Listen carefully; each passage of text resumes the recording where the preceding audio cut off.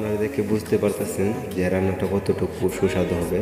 তো প্রথমে নিতেছে লচ্ছিম, তারপর এটাকে ভালো করে কেটে নিতেছে। তারপর এটা আমি সঠিক চিনতে পারিনি, যদি কেউ চিনতে পারেন কমেন্ট বক্সে বলে দেবেন।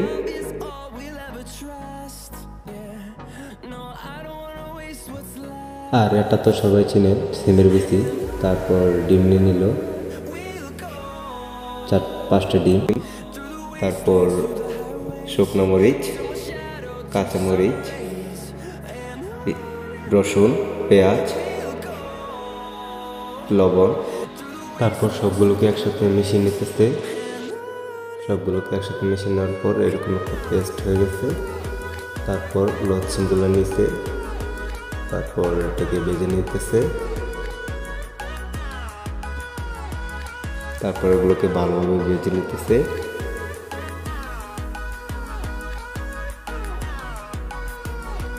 তারপর সিমের বিচিগুলো দিয়ে দিতেছে।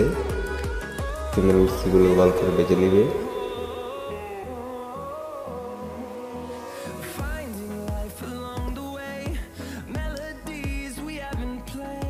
ভাজা শেষ। তারপর এগুলোকে ভালো করে ভেজে নিবে। সঠিক এগুলোর নামটা আমি জানি না, যদি কেউ জানেন কমেন্ট বক্সে অবশ্যই বলে দিবেন।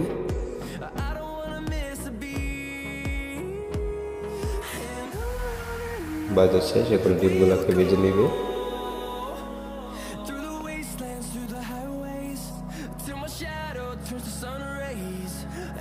ডিমগুলো ভাজা শেষ।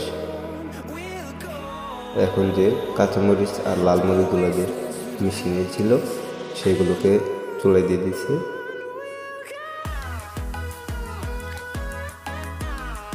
তারপরে এক গ্লাস জল,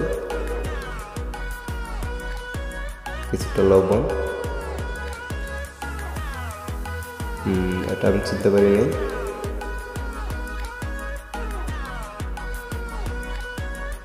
তারপর ডিমগুলো দিতেছে।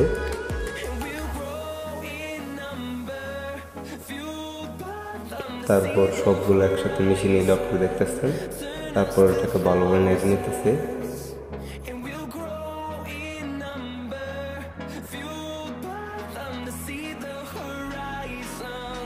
এর তো প্রায় রান্না শেষ।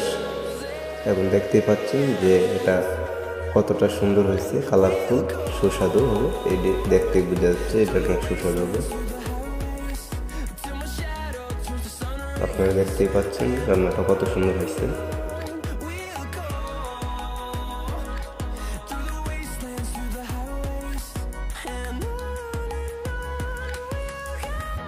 Wow, nice.